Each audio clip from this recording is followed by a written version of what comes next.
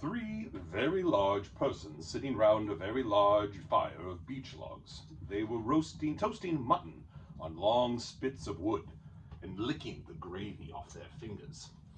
There was a fine, toothsome smell. Also, there was a barrel of good drink at hand, and they were drinking out of jugs.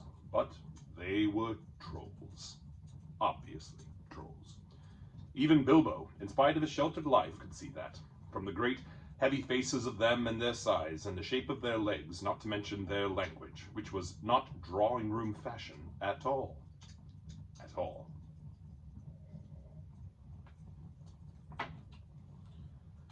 Mutton yesterday, mutton today, and blimey, if it don't look like mutton again tomorrow, said one of the trolls. Never a blinking bit of man flesh have we had for long enough, said a second. What the hell William was thinking of to bring us into these parts at all? Beats me. And the drink running short, what's more, he said, jogging the elbow of William, who was taking a pull at his jug. William choked. Shut your mouth, he said, as soon as he could. You can't expect folk to stop here forever, just to be et by you and Bert. You've et a village and a half since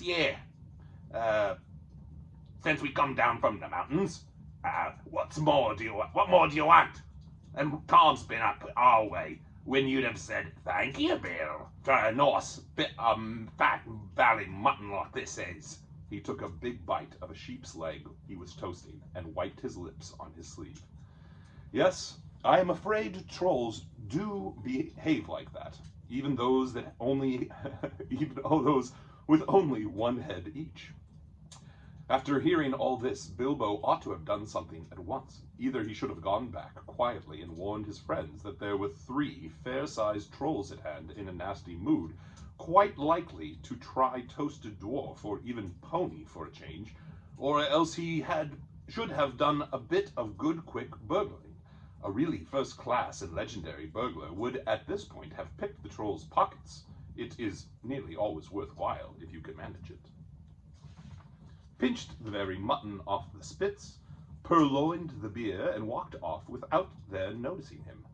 Others, more practical, but with less professional pride, would perhaps have stuck a dagger in each of them before they observed it. Then the night could have been spent cheerily. Bilbo knew it. He had read a good many things he had never seen or done. He was very much alarmed as well as disgusted. He wished himself 100 miles away, and yet somehow he could not go straight back to Thorin and company empty-handed. So he stood and hesitated in the shadows of the various burglarious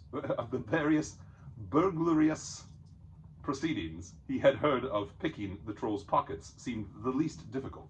So at last he crept behind a tree just behind William. Bert and Tom went off to the barrel. William was having another drink.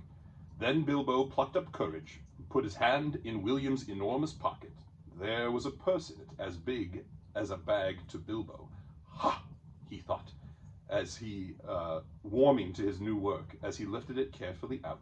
This is a beginning. It was. Trolls' purses are the mischief, and this was no exception. Who you? It squeaked as it left the pocket, and William turned round at once and grabbed Bilbo by the neck before he could duck behind a tree. Blimey, Bat, look what I've copped, said William.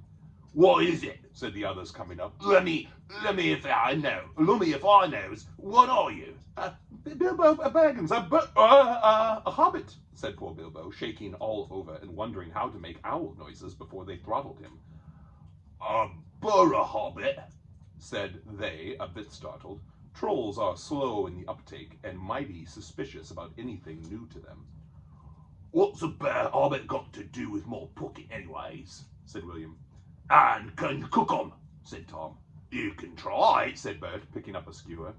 He wouldn't make above a mouthful, said William, who had already had a fine supper. Not when he was skinned and boned. Perhaps there are more like him about, and we might make a pie, said Bert. Here you, are there any more of your sort sneaking around in these woods, you nasty little rabbit? Said he, looking at the hobbit's furry feet, and he picked him up by the toes and shook him. Yes, lots, said Bilbo, before he remembered not to give his friends away. No, none at all, not one, he said immediately afterwards. What do you mean? Said Bert, holding him right up by the hair this time. What I say, said Bilbo Gassing, and please don't cook me, kind sirs. I am a good cook myself, and cook better than I cook, if you see what I mean. I'll cook beautifully for you, a perfectly beautiful breakfast for you, if you won't have me for supper. Poor little blighter, said William. He had already had as much supper as he could hold. Also, he had had lots of beer. Poor little blighter. Let him go. Not till he says what he means by lots and none at all, said Bert. I don't want to have me throat cut in me sleep. Hold his toast in the fire till he talks. I won't have it, said William. I caught him anyway. You're a fat fool, William, said Bert. As I've said afore this evening. And you're allowed. I won't take that from you, Bill Huggins, said Bert, and put his fist in William's eye. Then there was a gorgeous row. Bilbo had just enough wits left when Bert dropped him on the ground to scramble out of the way of their feet before they were fighting like dogs and calling one another all sorts of perfectly true and applicable names in very loud voices. Soon they were locked in one another's arms and rolling nearly in the fire, kicking and thumping, while Tom whacked at them both with a branch to bring them to their senses, and that, of course, only made them even madder.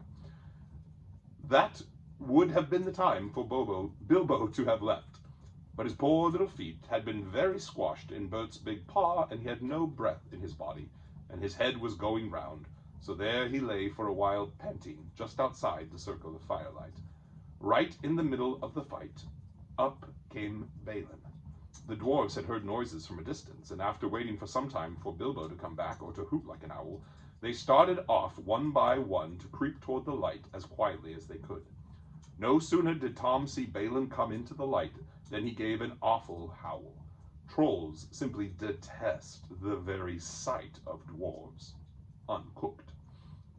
Bert and Bill stopped fighting immediately, and "A sack, Tom, quick," they said, before Balin, who was wondering where in all this commotion Bilbo was, knew what was happening. A sack was over his head, and he was down. "There's more to come yet," said Tom, "or I'm mighty mistook. Lots and none at all it is," said he. "No pair of hobbits, but lots of these here dwarves. That's about the shape of it." "I reckon you're right," said Bert. We'd best get out of the light." And so they did. With sacks in their hands that they used for carrying off mutton and other plunder, they waited in the shadows as each dwarf came up and looked at the fire and the spilled jugs and the gnawed mutton in surprise. Pop went in a nasty, smelly sack over his head, and he was down.